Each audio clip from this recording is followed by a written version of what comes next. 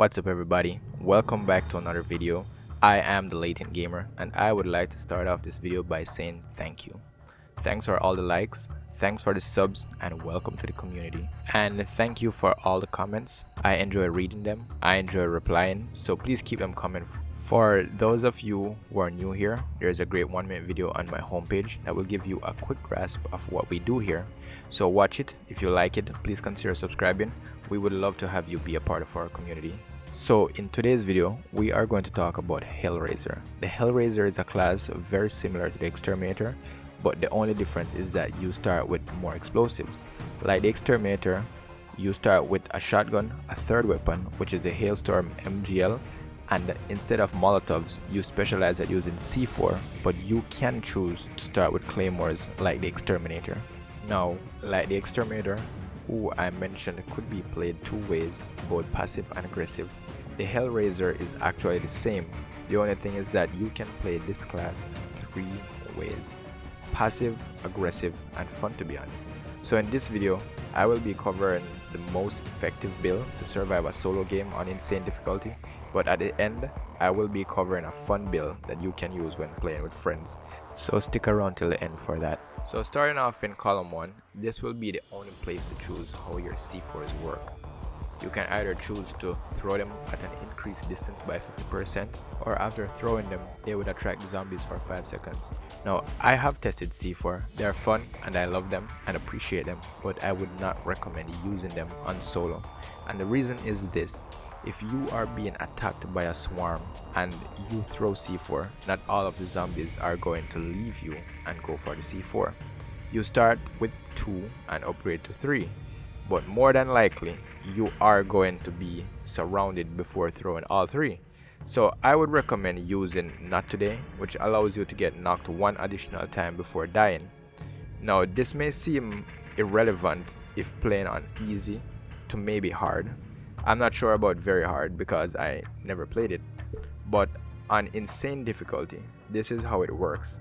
If you get knocked, you get 1 chance until you use a medkit. It restores that chance.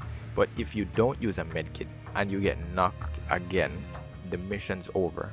But if you have this node active, then you are able to get knocked a second time before using a medkit, which really helps, seeing how scarce resources can be on insane difficulty. For the second column, it should be Welcome Mat, which allows Claymores to inflict 25% more damage to targets, and you would start with Claymores. Claymore is a passive weapon which requires preparation, but it's highly effective and I highly recommend it. In column 3, Self-Inflicted is not the node of choice because you don't blow up yourself that often.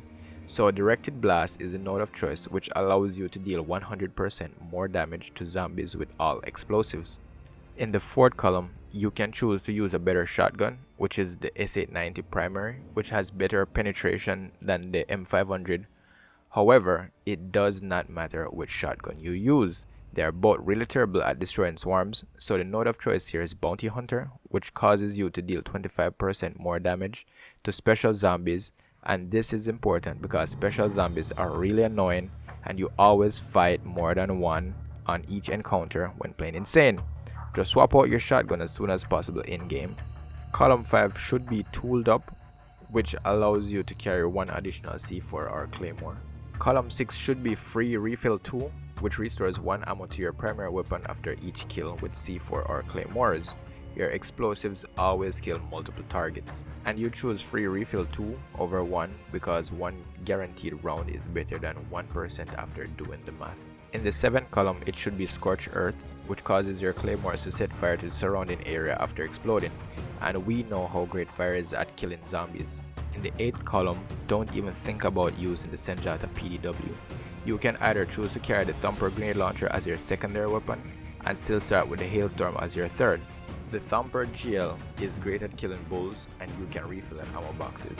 Or instead of the Thumper, you can start with the improved Hailstorm, which deals 50% more damage and has 50% more ammo, which would make it 12 grenades. You do throw this away when all the grenades are done, and if you don't see another one in-game, then you are left stranded. So if you choose to use the Hailstorm, please manage your resources. In the 9th column, I would definitely choose to start with a Breaching Charge. They are really scarce in-game and hard to find because of how randomly they are generated. So this is how you solve that problem. 90% chance of a better weapon, a defense kit, and a guaranteed medkit. I'll take it.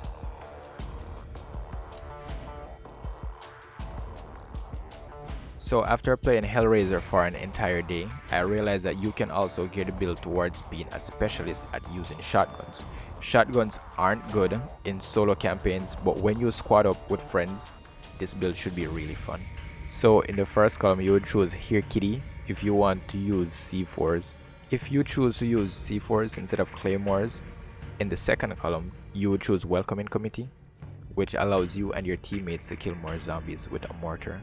In the third column, instead of Directed Blast, you would choose Nimble Thumbs, which allows you to reload all shotguns faster by 50%. This is before Nimble Thumbs, this is after you activate Nimble Thumbs. In the fourth column, you can keep Bounty Hunter, but in a squad you can choose Walk Softly, which would allow you to start with the S890 shotgun, which is great at tearing zombies apart. In the fifth column, you keep it at Tooled Up, which allows you to carry one additional Claymore or C4. Seventh column, you would choose Hole Punch, which increases your shotgun range by 50%. In the eighth column, I would recommend you start with the Thumper because it's a fun little weapon. And finally, in the ninth column, you can keep your Breaching Charge or try Predator, which boosts firearm damage by 50% for 10 seconds after killing a special zombie.